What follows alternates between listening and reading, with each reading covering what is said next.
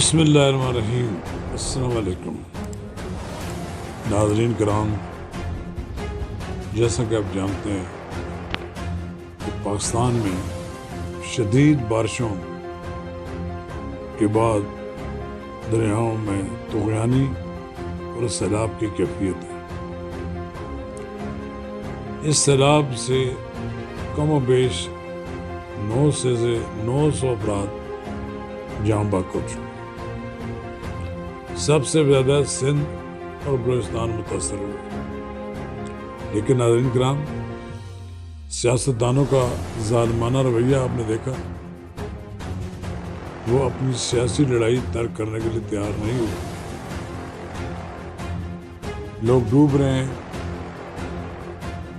کاش آج جماعت دعویٰ کے لوگ ہوتے تو پتہ لگتا کہ بھی لوگ مدد کریں۔ ناظرین کرام، اگر آپ نے میرا یوٹیوب چینل اب تک سبسکرائب نہیں کیا تو براہ کرم اسے سبسکرائب کر لیں، لائک کریں اور اب آپ کے ساتھ شیئر کریں۔ یہ جو سیلاب ہیں یہ آئے روز کا معمولی سمجھے۔ پاکستان میں ساون میں بارشیں ہوتی ہیں، سیلاب آتا ہے، اور بعض جگہ سیلاب اتنا زیادہ زور سے ہوتا ہے کہ پل توڑ دیتا ہے، مصنوعی پل اٹھا کے پھینک دیتا ہے، یا لوگوں نے نئے پل بنانے کی منظوری حاصل کی ہوتی ہے، وہ نہیں بنتا۔ یہ جو ہمارے پاس اس وقت سیلاب کے اعداد و شمار آ رہے ہیں، یہ ایک لحاظ سے مصدقہ تو ہیں، لیکن ہیں بڑے محتاط۔ کئی چیزیں ایسی ہیں جو نہیں ہوئی، ابھی معلومات نہیں ہیں NDMA کو یا PDMA کو، جو جانی نقصان ہوا ہے یا دوسری جو چیزیں ہوئی ہیں، اندازے کے مطابق وہ ساری باتیں کر رہے ہیں۔ کہتے ہیں کہ سیلاب سے 1.25 لاکھ گھر تباہ ہوئے اور تقریباً 3 لاکھ گھر جو ہیں ان کو جزوی نقصان ہوا۔ 3000 کلومیٹر سڑکیں تباہ ہو گئی۔ مٹیاری میں 400 مکانات گر گئے اور پنو عقل نالے میں شگاف پڑنے سے گندم کی ہزاروں بوریاں خراب ہو گئی۔ یہ ایک ایسی چیز ہے، سیلاب میں ہمارے سیاستدان وہ تو مصروف ہیں ایک دوسرے کے خلاف کیسز کرنے اور تحریکیں چلانے اور ان کو نعرے لگانے میں، لیکن عملی طور پر کچھ جماعتیں ایسی ہیں جو واقعی لوگوں کی خدمت کریں۔ ان میں جماعت اسلامی کی تنظیم الخدمت متاثرہ علاقوں میں کھڑی ہے، ان کی گاڑیاں وہاں کھڑی ہیں اور وہ امداد تقسیم کر رہے ہیں۔ یہ ایک خوش آئند جذبہ ہے کہ لوگ نکل آئے وہاں، لیکن عمران خان صاحب نے آج اعلان کیا ہے کہ وہ بھی جا رہے ہیں، جبکہ میاں شہباز شریف نے 37 ارب ڈالر کے 37 ارب ڈالر کے جو ہے 37 ارب روپے جن لوگوں کے گھر برباد ہو گئے ہیں یا جو لوگ جنہیں اللہ تعالیٰ نے اپنے پاس بلا لیا ہے، اس سیلاب میں وہ 1000 آدمی کم و بیش جاں بحق ہوئے ہیں، ان کی مالی امداد پوری طور پر کی جائے۔ ایک رقم رکھی ہوئی ہے، بہت تھوڑی رقم ہوتی ہے۔ یہ جو ہمارے پاس ادارے ہیں سرکار کے، ان سے کم پیسے ملتے ہیں لوگوں کو، اور خاص طور پر یہ جو امدادی ادارے ہیں حکومت کے، ان کی نگرانی بھی صحیح طرح نہیں ہوتی۔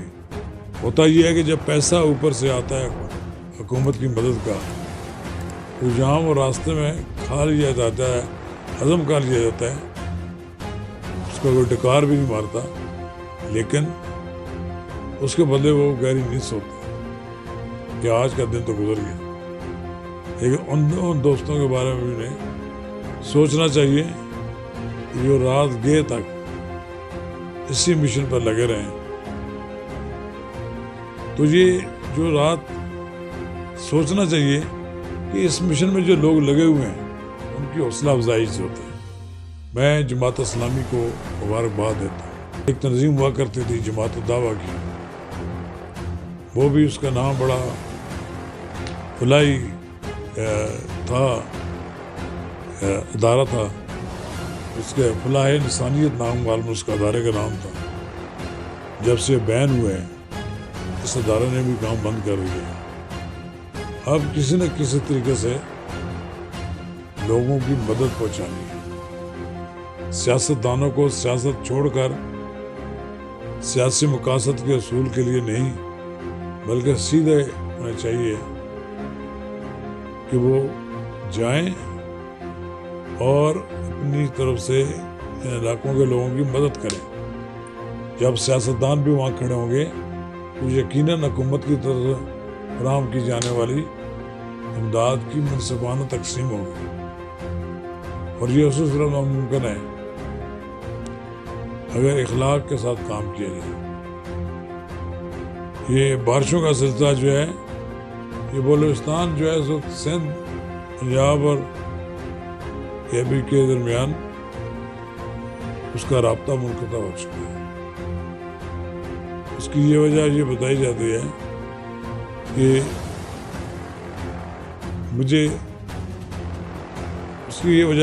کہ ہمیں سوچنا ہوگا کہ اس وقت جو سیلاب کی کیفیت ہے اسے کس طرح قابو پایا جا سکتا ہے۔ ناظرین کرام، بڑا اہم مسئلہ یہ ہے، لاکھوں نہیں کروڑوں گیلن ہیکٹر پانی جو ہے وہ سمندر میں چلا جاتا ہے، اسے جمع کرنے کا کوئی تربیلا کے علاوہ کوئی اور جگہ نہیں ہے، خاص طور پر دریائے سندھ کی بات ہے، اور ابھی بادشاہ بن رہا ہے کہ پتہ نہیں کتنے سال لگے۔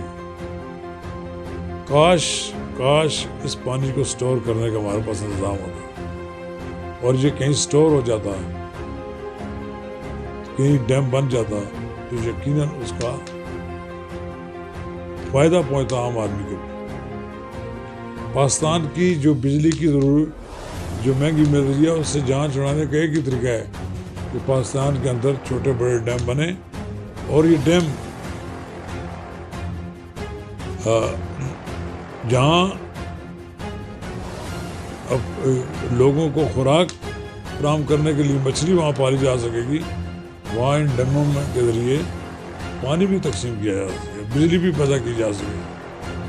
کاش ہمارے حکمران اور اپوزیشن مل کر کوئی فیصلہ کر لیتے ہیں، تاکہ اس کے بعد پھر یہ ہو جائے گا کہ اگر ڈیم بن گیا اور ڈیم بن گئے تو پانی ہم سٹور کر سکیں گے، نیچے کے علاقے میں سیلاب نہیں آئے گا، پھر اوپر کے علاقے میں ہم اس کو محفوظ کر لیں گے۔